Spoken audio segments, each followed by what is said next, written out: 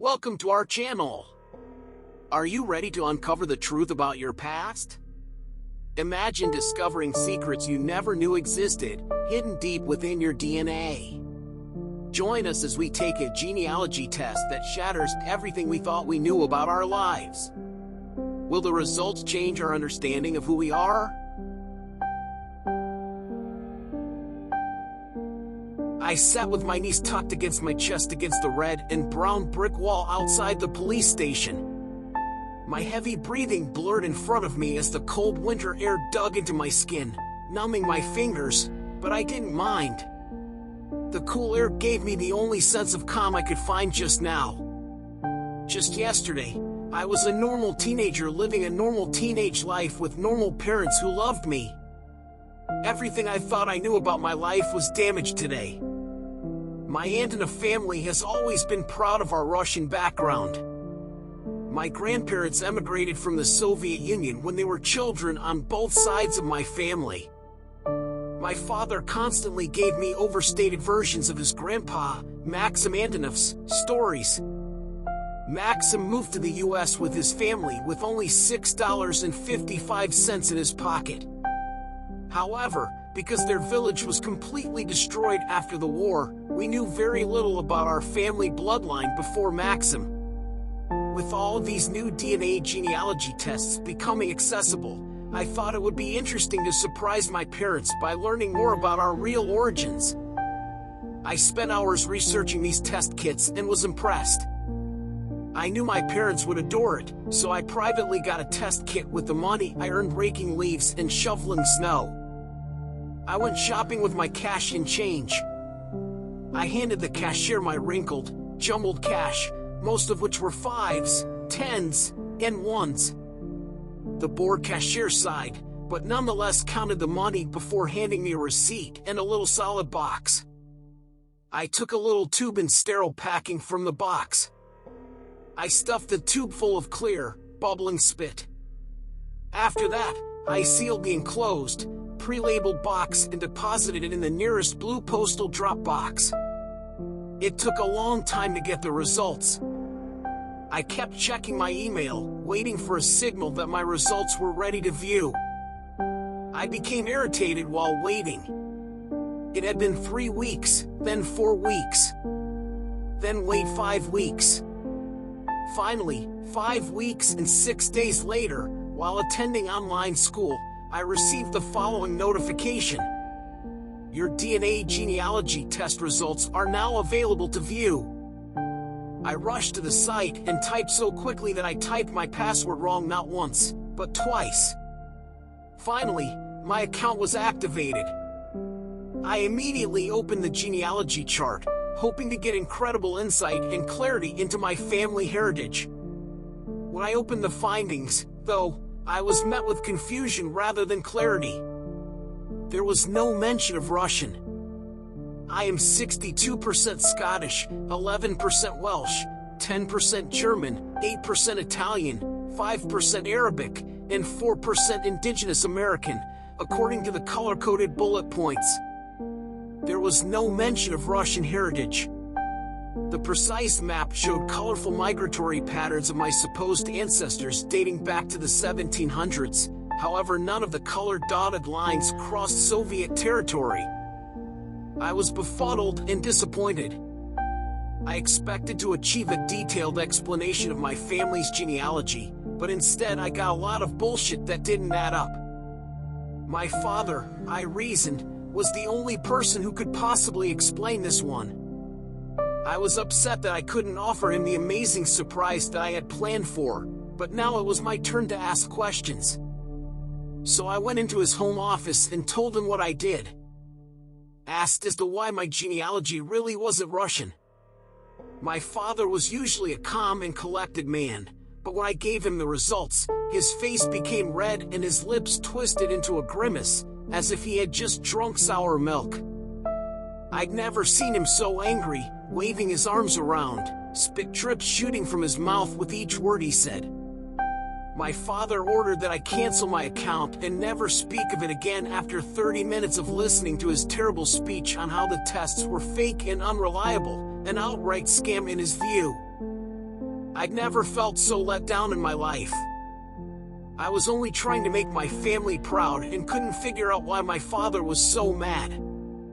Unfortunately, I disabled my account, deleting everything, and walked back to my room with bowed shoulders, looking at the ground. The days that followed seemed strange and uncomfortable at home with my father, so I shut myself in my room to avoid any contact with him. He did likewise. My mother became strange as well when my father surely told her what I had done. She was avoiding eye contact with me. They even took my phone. Finally, it was Monday, one of my 2 in-person school days every week. It was good to get back on my bike and ride away from my now tense house, away from the stress and strain. I finally felt relief and like myself again when I arrived at school and talked with my friends. That, however, would not be the case for long. When I was called to the office, it was just the first period. I'd never been sent to the office before, so I gathered my stuff anxiously, dropping my books in front of my whole class. I hurried to the administrative offices, my heart pounding in my chest. I noticed 2 police officers staring at me the moment I came through the doors. "Are you Eva Antonoff?" one of the cops asked. Yes. "Who are you?" With my thumbs circling each other in front of me, I answered uncomfortably. I'd never gotten in trouble at school, let alone with the cops. My mind raced with ideas of where I may have gone wrong. Maybe it was my regular jaywalking, I thought.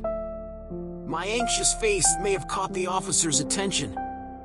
"Don't worry, you're not in any trouble," he comforted me, leaning in to look less scary. "My name is Detective Reynolds, and this is Detective Carter, my colleague." He motioned to the female cop standing near him. "We need to talk with you at the station." "Why? Is everything all right? Was there a problem?" I immediately asked. My thoughts was racing with the thought that my parents had been in a deadly accident. "There's no emergency," Detective Carter chimed in, showing a soft smile. "This is concerning a cold case. We'll go through it more at the station." I was worried, but I knew whatever was going on was serious. I did what they asked and followed the investigators out to their car. Detective Reynolds was kind enough to pick up my bike and secure it to the car's bike rack. We eventually arrived at the station. I was led to a room in the back. It was an office with a couch and a few seats, not an interrogation room. Reynolds brought up a chair and sat in front of me as I sat next to Carter on the couch. I couldn't help but think they were being overly empathetic by making sure I was comfortable and bringing me soda and snacks.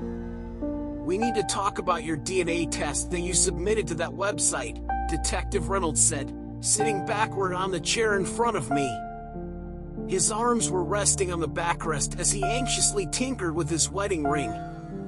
"Although it may come as a surprise, your profile matches a murder victim in a local cold case."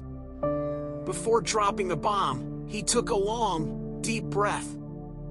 "I'm not sure how to explain this to you, Eva, but the victim might be your biological mother, based to your DNA profile." "Oh, that's not possible," I said. "I saw my mother this morning." Detective Carter noticed Reynolds' attempt to explain the sensitive topic and stepped in a calming and comforting tone. She touched my shoulder softly and looked me in the eyes. "Eva, the victim was found murdered and her 3-week-old baby was gone and never found. That crime happened on January 6, 2003, which you identified as your birth date." Detective Reynolds wiped his forehead before finally looking up to meet my eyes. He clearly believed his twisted theory, based on the way he looked at me, like if I were an injured pet. "Look, I understand this is a lot, but we want to take your footprints and a confirmation DNA sample so we can match them to the footprints on the missing baby's birth certificate, as well as DNA from the baby's pacifier." I couldn't help but agree. A forensics officer entered the room and used long Q-tips to swab both of my cheeks. She then pulled out a kit from which she took my footprints. I waited for the results for hours. As I walked around the room, I felt a pressure in my chest. Sat on the couch, then walked the room again. I even tried reading a magazine, but I couldn't get through more than 2 phrases before my thoughts drifted off into its usual overthinking, which was now exacerbated. There had to be a mistake. I was convinced that the company had mistakenly exchanged my DNA with someone else, which was the cause of all of this confusion. But what if? Even though the cops said they were speeding the tests, I felt like I was pacing that room for days on end. Reynolds and Carter finally entered the room, their sad faces exposed. He put his hand on my shoulder and looked at me pathetically. "Eva, I'm sorry to inform you that both the prints and the DNA are a confirmed match." So there I was, sitting outside the police station, with a concerned Detective Carter deciding whether I needed medical help or if fresh air was enough. After I began hyperventilating inside the room, she gently walked me outside. Detective Reynolds was still inside, most likely planning a way to arrest my parents, or whoever they are. What I did next was stupid, unstable, and ultimately dangerous, but I wasn't in my right mind. I raised my eyes to Detective Carter, who was awkwardly leaned against the wall, hands in her pockets. "Do you think I can get some water?" I asked. "No problem, Eva," she said, her soft smile returning to her face. "Just stay right here and I'll be right back." I jumped to my feet as soon as the door closed behind her and sprinted to the parking lot where my bike was. I jumped on my bike and pedaled as fast as I could toward my house, oblivious to how hard I was breathing. It was just a few miles away, so I got there in about 10 minutes, driven by panic and adrenaline. My father's car wasn't there, but I knew my mother was. I ran upstairs and into her room, slamming the door into the wall and bouncing back at me. She looked up from her book, surprised by my loud entrance and hard breathing. "Is everything all right, Eva?" she asked. I went to her to confront her, but now that we were face to face, I stuttered over words, uncertain how to start this conversation. I finally shouted out, still breathless, "Did you murder my mother?" Her mouth widened in shock, but she immediately adjusted her face to one of sorrow and sympathy. "Eva, I am your mother." She said it quietly. Why did the police just match my DNA to the kidnapped baby of a murder victim? I started to shout, before taking a deep breath and continuing in a more calm tone. When she heard the word police, her face lit up. "The cops? Did you call the police?" As she moved across the room to close the curtains, she said, panicked. "No, they tracked me down." She rushed to the nightstand, where she pulled out a silver gun. "Eva, get in the car, we have to go right now. You should tell me the truth."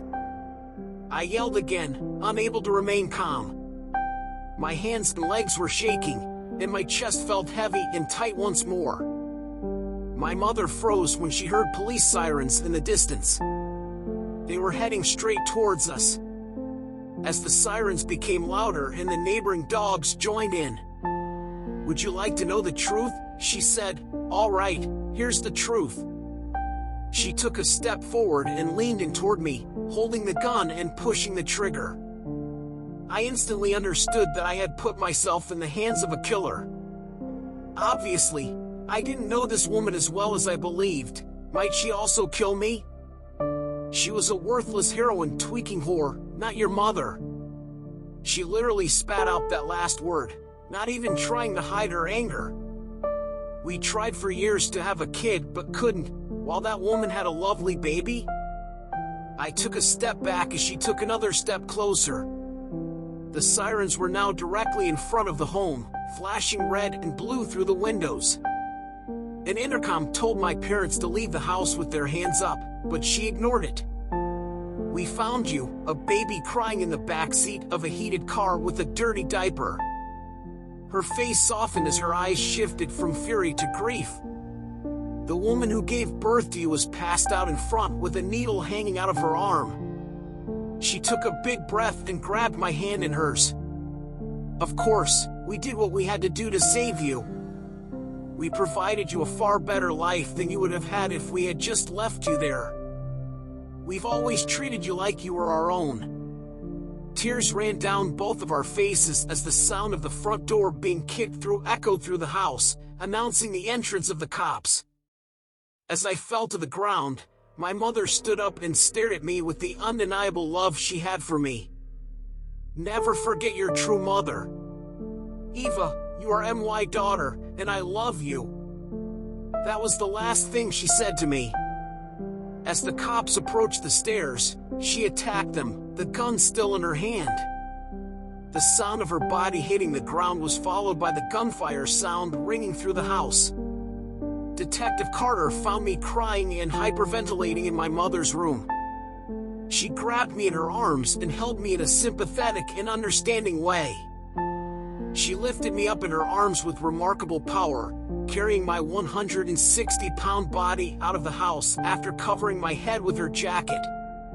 Detective Carter, whose first name is Michelle, drove me to the hospital and stayed with me all night and into the next morning. Not long after, my father was arrested.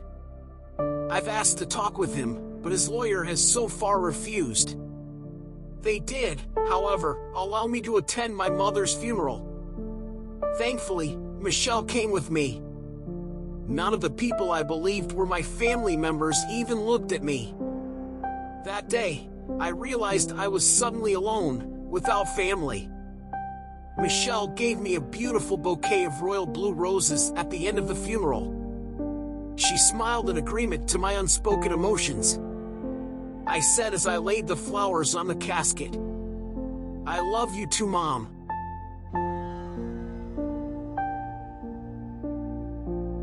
Thanks for watching. We hope you enjoyed our story. If you liked the video, please give it a like and share it with your friends. We want to hear your thoughts and opinions on the video, so please leave a comment. Also, tell us what kind of stories you want to see in the future. If you have a story you would like to share with us, please feel free to send it to us on our social media accounts. You can find the links to our accounts in the description box. Don't forget to subscribe and turn on the notification bell to never miss a future video. Thanks! And see you in the next one!